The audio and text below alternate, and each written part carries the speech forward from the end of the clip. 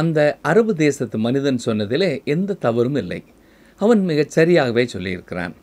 தான் ஒரு இஸ்மவேலன் என்பதை குறித்து அவன் பெருமை பாராட்டுகிறான். ஆனால் பிரியமானவர்களே, தேவன் ஆபிரகாமின் அந்த செயலை அங்கீகரித்தாரா? சரித்திரத்திலே அவர் உண்மையை எழுதி வைத்திருக்கிறாரே ஒழிய, ஆபிரகாமின் அந்த தவறான செயலின் விளைவுகள் இன்னும் வெளியரங்கமானதாகவே இருக்கிறது. உண்மையாகவே அது ஆசீர்வாதமானதாக அமையவில்லை. நூற்றாண்டு காலமாக அது ஒரு முள்ளாகவே இருக்கிறது.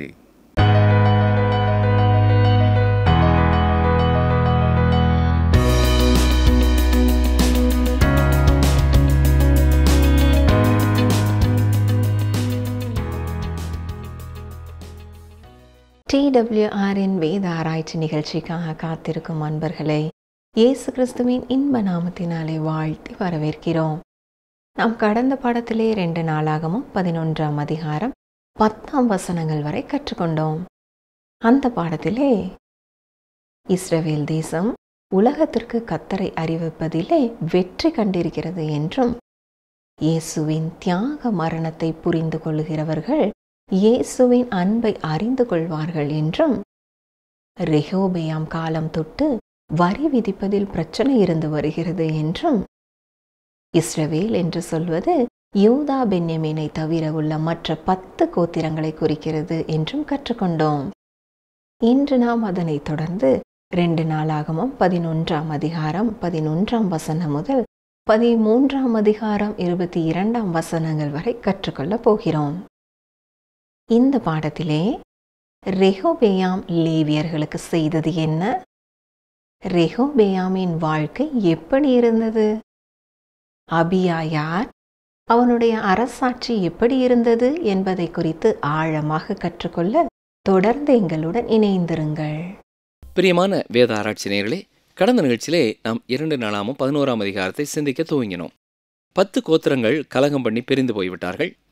ரெகோபெயாம் எருசலேமிற்கு வந்து திரளான யுத்த வீரர்களை திரட்டி 10 கோத்திரங்களுக்கு விரோதமாக யுத்தம் செய்ய எத்தனித்த பொழுது தேவன் தலையிட்டு அந்த யுத்தத்தை நிறுத்தினார்.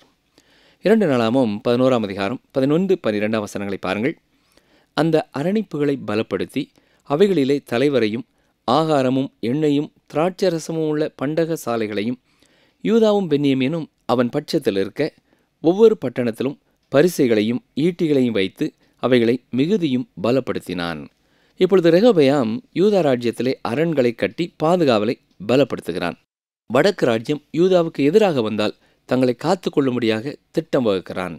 தாவீதின் காலத்திலேயும் சாலமோனின் காலத்திலேயும் ஒன்றாக இருந்த ராஜ்யத்தின் பெரும்பகுதி இப்பொழுது பிரிந்து போய் சாலமோனின் மகனான ரெகோபெயாமுக்கு எதிரானதாய் மாறுகிறது.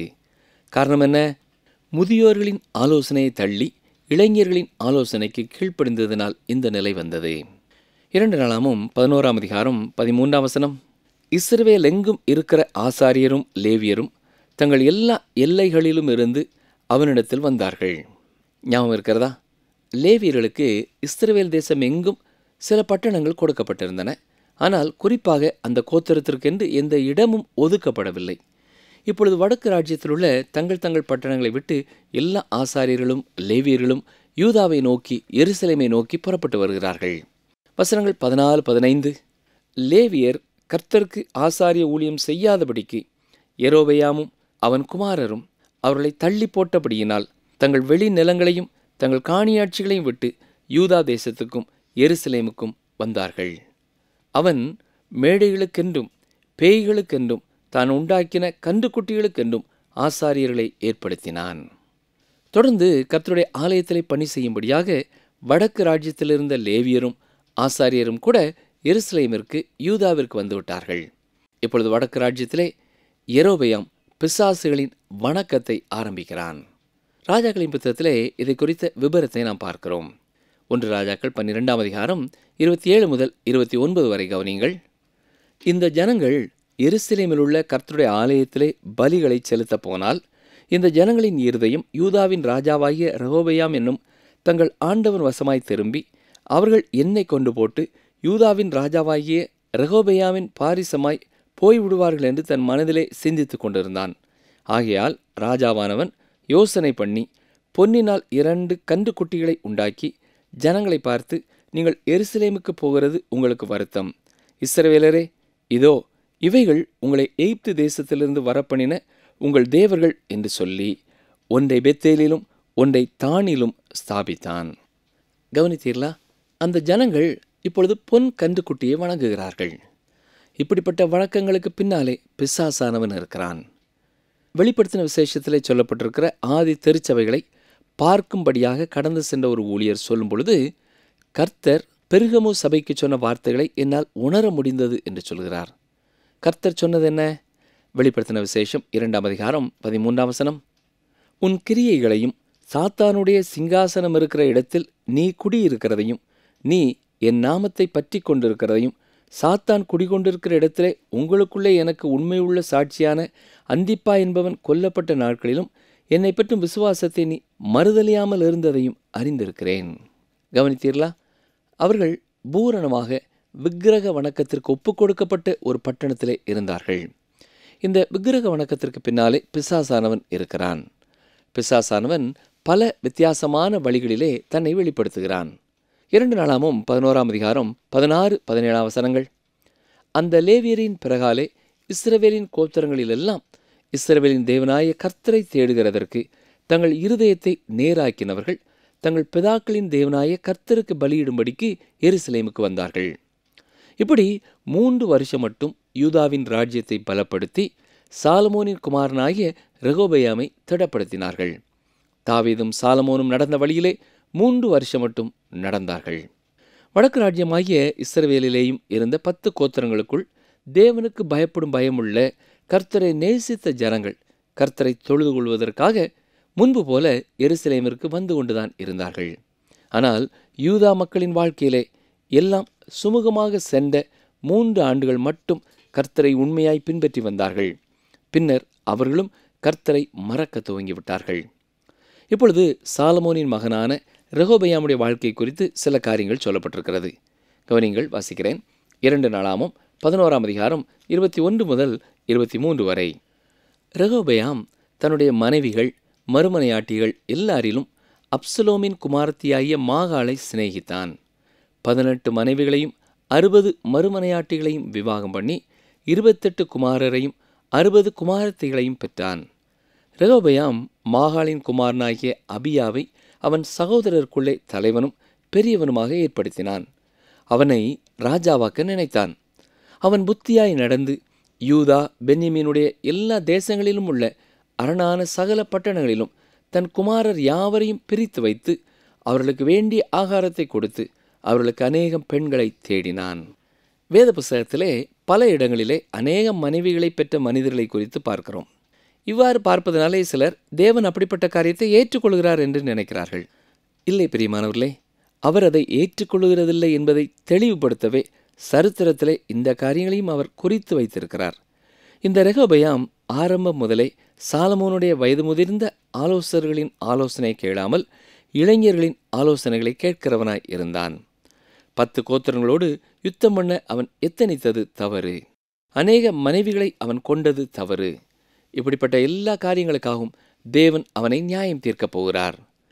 ரெகொபெயாமுடைய வாழ்க்கையிலே ஒரு பாவம் மற்றும் ஒரு பாவத்திற்கு அவனை வழிநடத்தியது. இப்பொழுது அவன் தன்னுடைய ஜனங்களை தேவனை விட்டு தூரமாய் வழிநடத்துகிறவனாய் ஆகிறான். பாருங்கள், 2 நாளாமும் 12ஆம் அதிகாரம் 1ஆம் வசனம். ரெகொபெயாம் ராஜ்யத்தை திடப்படுத்தி தன்னை பலப்படுத்தி கொண்ட பின் அவனும் அவனோடே இஸ்ரவேலர் அனைவரும் கர்த்தருடைய நியாயப்பிரமாணத்தை விட்டுவிட்டார்கள். ரெகொபெயாமுடைய செயல்களை தேவன் ஆமோதிக்கவில்லை. சிலர் இப்படி பழைய ஏற்பாட்டு காலத்திலே மனிதர்கள் செய்ததை வாசித்துவிட்டு இப்படியெல்லாம் வாழ்ந்திருக்கிறார்கள், அவர்களுக்கு எந்த தண்டனையுமே வரவில்லையே என்று சொல்வார்கள். குறிப்பாக ஆபிரகாமை குறித்து அவ்வாறு சொல்வார்கள்.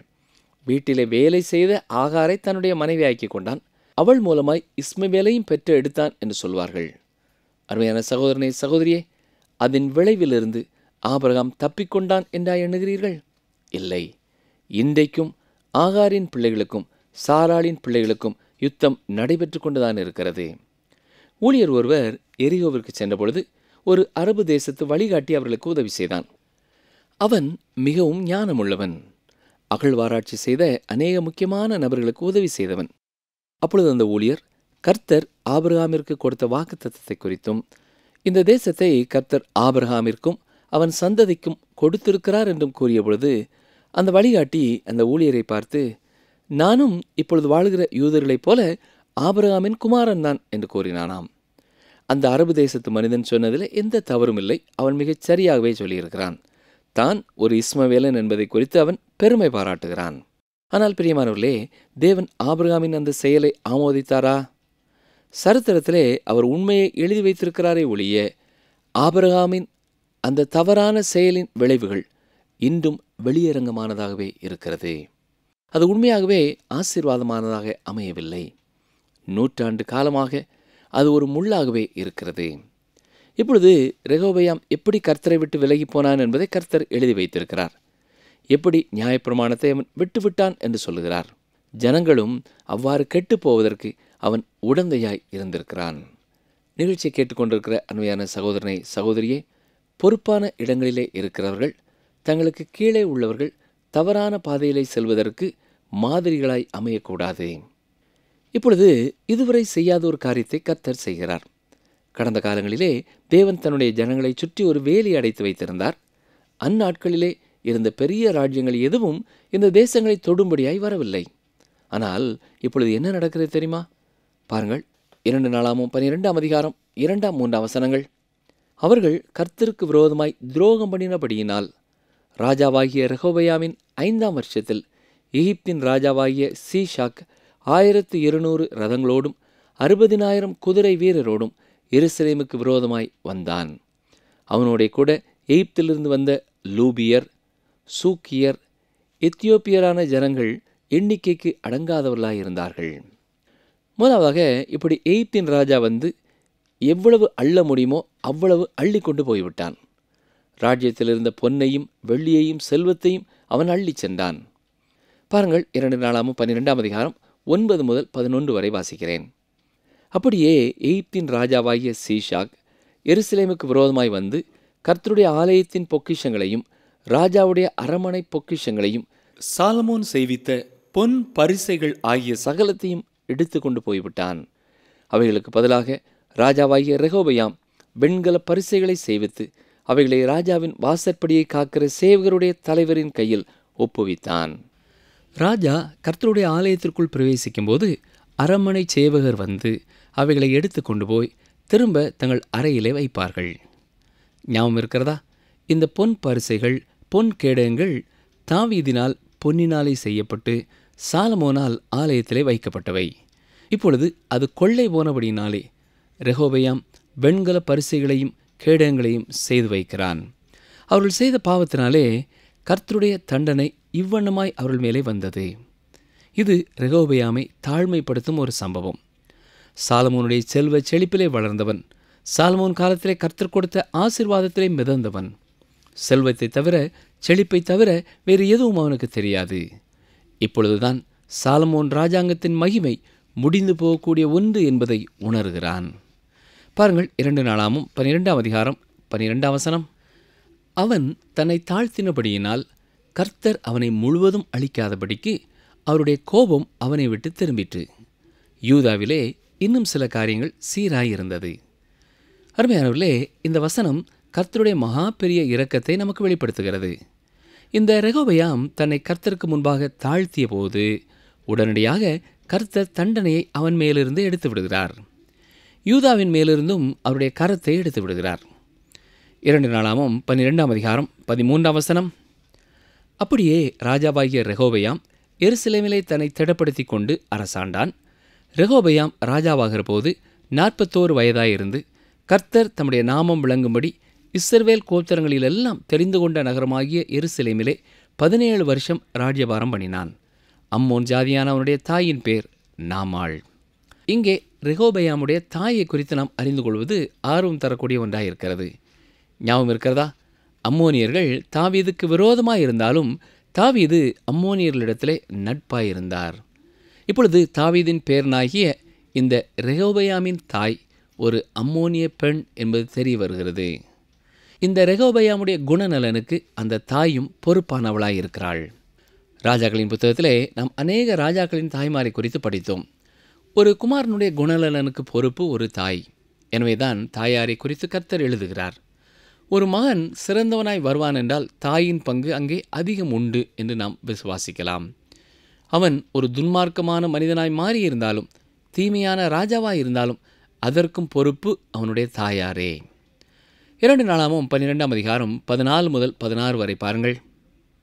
அவன் கர்த்தரை தேடுகிறதற்கு தன் இருதயத்தை நேராக்காமல் பொல்லாப்பானதை செய்தான். ரெகொபெயாமின் ஆதியோடந்தமான நடபடிகள் செமாயாவின் புத்தகத்திலும் ஞான திருஷ்டிக்காரனாகிய இத்தோவின் வம்ச அட்டவணையிலும் அல்லவோ எழுதியிருக்கிறது. ரெகொபெயாமுக்கும் யெரொபெயாமுக்கும் சகல நாளும் யுத்தம் நடந்து கொண்டிருந்தது. ரெகொபெயாம் தன் பிதாக்களுடைய நித்திரையடைந்த பின் தாவீதின் நகரத்தில் அடக்கம் பண்ணப்பட்டான். அவன் குமாரனாகிய அபியா அவன் ஸ்தானத்தில் ராஜாவானான். இதோடு கூட ரெகொபெயாமின் வாழ்க்கை குறித்து 4ஆம் புத்தகத்தில் நாம் பார்ப்பது நிறைவடைகிறது. தொடர்ந்து இந்த அபியாவை குறித்து நாம் பார்ப்போம். ரெகொபெயாமின் மரணத்திற்கு பிறகு அபியா யூதாவின் மேலே ராஜாவானான். அபியா நல்ல ராஜாக்களின் வரிசையில் வராவிட்டாலும் 1 ராஜாக்கள் 15ஆம் அதிகாரம் 3ஆம் வசனத்திலே இவனை குறித்து பார்க்கும் பொழுது, தன் தகப்பன் தனக்கு முன் செய்த எல்லா பாவங்களிலும் அவன் நடந்தான். அவன் இருதயம் அவன் தகப்பனாகிய தாவீதின் இருதயத்தைப் போல் தன் தேவனாய கர்த்தருக்கு முன்பாக உத்தமமாய் இருக்கவில்லை. ஆனால் 2 நாளாகமத்திலே நாம் பார்க்கும் பொழுது அவன் தேவனை கனம் பண்ணி நடந்த காரியங்களை குறித்தும் நாம் வாசிக்கிறோம். 2 நாளாகமம் 13ஆம் அதிகாரம் 3 முதல் 6ஆம் வசனம் வரை பாருங்கள். அபியா தெரிந்து கொள்ளப்பட்ட 4 லட்சம் பேராகிய பராக்கிரம சேவகரின் இராணுவத்தாரை யுத்தத்திற்கு ஆயத்தம் பண்ணினான்.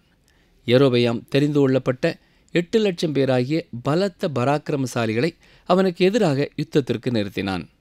அப்பொழுது அபியா எப்ராயிம் மலை தேசத்திலுள்ள செமராயிம் என்னும் மலையின் மேல் ஏறி நின்று, யெரொபெயாமே, எல்லா இஸ்ரவேலரே கேளுங்கள்.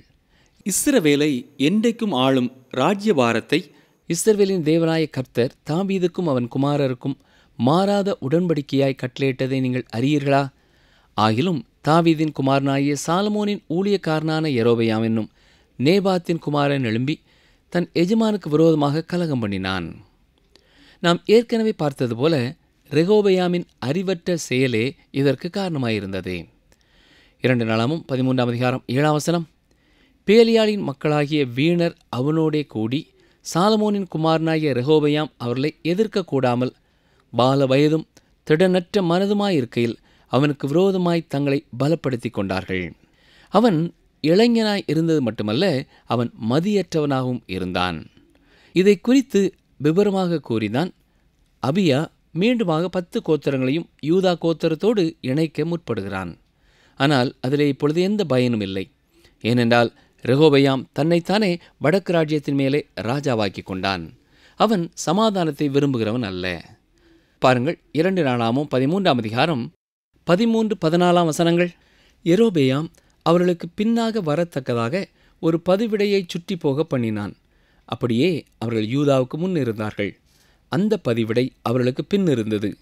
யூதா ஜனங்கள் திரும்பி பார்க்கிற போது முன்னும் பின்னும் யுத்தம் நடக்கிறதைக் கண்டு கர்த்தரை நோக்கி கூப்பிட்டார்கள். ஆசாரியர்கள் பூரியைகளை முழக்கினார்கள். உதவிக்காக அவர்கள் கர்த்தரை நோக்கி கூப்பிடுகிறார்கள். இப்பொழுது தேவன் கிருபையாக செயல்படுகிறார். பாருங்கள், 2 நாளாகமம் 13ஆம் அதிகாரம் 15 முதல் 17 வரை. யூதா மனுஷர் ஆர்ப்பரித்தார்கள். யூதா மனுஷர் ஆர்ப்பரிக்கிற போது தேவன் யெரொபெயாமையும் இஸ்ரவேல் அனைத்தையும் அபியாவுக்கும் யூதாவுக்கும் முன்பாக முறியடித்தார். இஸ்ரவேல் புத்திரர் யூதாவுக்கு முன்பாக முறிந்தோடினார்கள். தேவன் அவர்களை இவர்கள் கையில் ஒப்புக் கொடுத்தார். அபியாவும் அவனுடைய ஜனங்களும் அவர்களில் மகா சங்காரம் பண்ணினார்கள். தெரிந்து கொள்ளப்பட்ட 5 லட்சம் பேர் இஸ்ரவேலிலே வெட்டுண்டு விழுந்தார்கள். இது உண்மையாகவே ஒரு மகத்தான வெற்றியாய் இருந்திருக்கிறது. வசனங்கள் 19-20. அபியா யெரொபெயாமை பின்தொடர்ந்து அவனுக்கு உண்டான பட்டணங்களாகிய பெத்தேலையும் அதன் கிராமங்களையும், யெஷானாவையும் அதன் கிராமங்களையும், எப்பெரோனையும் அதன் கிராமங்களையும் பிடித்தான். அப்புறம் அபியாவின் நாட்களில் யெரொபெயாம் பலங்கொள்ள மாட்டாதே போய் கர்த்தர் அவனை அடித்ததினால் மரணமடைந்தான். இது யெரொபெயாமாலே பிளவுபட்டு போன வடக்கு ராஜ்யத்தின் மேல் தேவனுடைய தண்டனையாயிருக்கிறது. 2 நாளாகமம் 13ஆம் அதிகாரம் 21-22 வசனங்கள். அபியா பலத்து போனான். அவன் 14 ஸ்திரீகளை விவாகம் பண்ணி 22 குமாரரையும் 16 குமாரத்திகளையும் பெற்றான். அபியாவின் மற்ற கிரியைகளும் அவன் நடபடிகளும் அவன் வர்த்தமானங்களும் தீர்க்கதரிசியாகிய இத்தோவின் சரித்திரத்தில் எழுதியிருக்கிறது. அபியா மிகச் சிறந்த ஒரு ராஜா என்று சொல்ல முடியாது. ஆனாலும் அவனுக்கு பின்னாலே அவனுடைய குமாரனாக வந்தவன் யூதாவிலே முதலாவது எழுப்புதலை உண்டு பண்ணுகிறான். இன்று நாம் கற்றுக்கொண்ட வேத பகுதியிலே ரெகோபெயாம் அவனுடைய ஜனங்களோடு கூட நியாயப்பிரமாணத்தை விட்டுவிட்டபடினாலே அவர்கள் மேல் தேவன் அனுப்பிய தண்டனையை குறித்து படித்தோம். நம்முடைய வாழ்க்கையிலேயும் நாம் கர்த்தருக்கு பிரியமாய் வாழும் பொழுது அவர் நமக்கு பாதுகாவலராய் இருக்கிறார். கர்த்தர் பாதுகாவலராய் இருப்பார் என்கிற வேத வசனங்களை எழுதி தொங்கவிட்டு கொண்டால் மட்டும் நமக்கு ஆண்டவருடைய பாதுகாப்பு வரப்போகிறதில்லை. சங்கீதக்காரன் சொல்கிறான், எனக்கு ஒத்தாசை வரும் பர்வதங்களுக்கு நேராக என் கண்களை ஏறெடுக்கிறேன் என்று சொல்கிறான்.